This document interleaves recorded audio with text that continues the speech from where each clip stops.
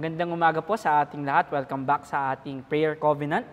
Ang ating talata po ngayong umagang ito ay matatagpuan sa aklat ng Psalm, chapter 22, verse 23 to 31. Ito po ang sinasabi, "You who fear the Lord, praise Him. All you descendants of Jacob, honor Him. Revere Him, all you descendants of Israel. For He has not despised or scorned the suffering of the afflicted one. He has not hidden His face from him, but has listened to his cry for help. From you comes the theme of my praise in the great assembly before those who fear you. I will fulfill my vows. The poor will eat and be satisfied. Those who seek the Lord will praise Him. May your hearts live forever. All the ends of the earth will remember and turn to the Lord, and all the families of the nations will bow down before Him. For dominion belongs to the Lord, and He rules over the nations. All the rich of the earth will feast and worship. All who go down to the dust will kneel before Him, those who cannot keep themselves alive. Posterity will serve Him. Future generations will be told about the Lord. They will proclaim His righteousness, declaring to a people yet unborn, He has done it. Okay, blessed are we after reading the word of our Lord. So the title po ng ating devotion for today is Forsaken. So, alam niyo po ba na ang psalm na pinaka-quoted ng maraming tao o ng maraming libro sa New Testament, sa Old Testament, no, ay ang Psalm 23, no? Probably ang una nating maiisip yung Psalm 23, the Lord is my shepherd, I shall not want. But according po dito sa article na nabasa ko, actually yung Psalm 22 na ating binasa.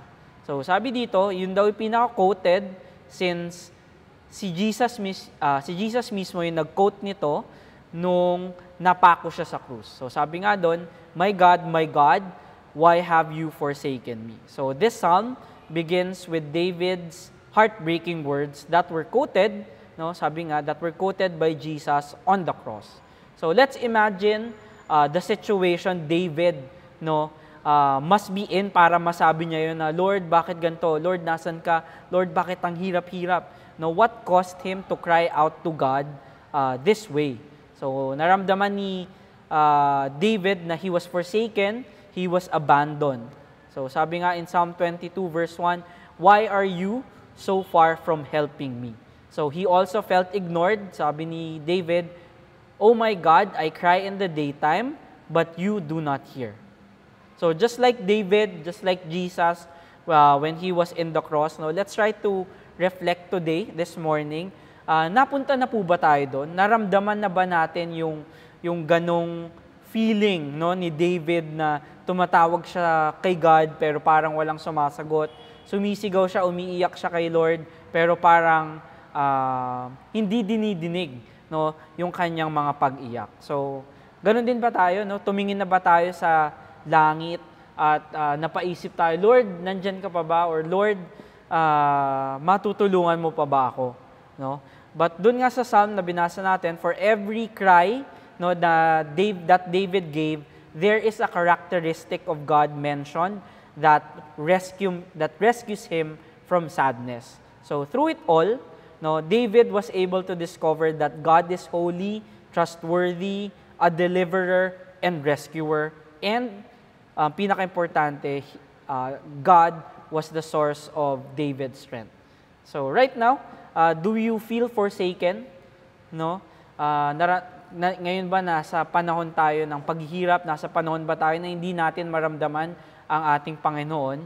No, syempre, kung ganun po ang nararamdaman natin, tulad ni David, no, what David did was he went to seek the Lord, no? He went to know the Lord more, no? And he let your heart rejoice with everlasting joy. So, kung gusto po nating palitan ng kasiyahan at kaligayahan ng puso natin, no, tayo po mismo ang maghanap kay Jesus, no, dahil hindi naman niya tayo iiwan, hindi niya tayo pababayaan. So, parang meron lang mga panahon, no, nasa sobrang busy natin, sa sobrang kalungkutan natin, tayo na rin mismo yung nakakalimot at at hindi nakakadama sa presensya ng ating Panginoon. Pero again nga po, no, tayo po mismo ang, sabi nga ng Bible verse na alam na natin, no, seek ye first the kingdom of God and all of this shall be added unto you. So tayo po ang manguna na maghanap sa ating Diyos, no, para lalo nating madama ang kanyang pagmamahal. Tayo po yung manalangin.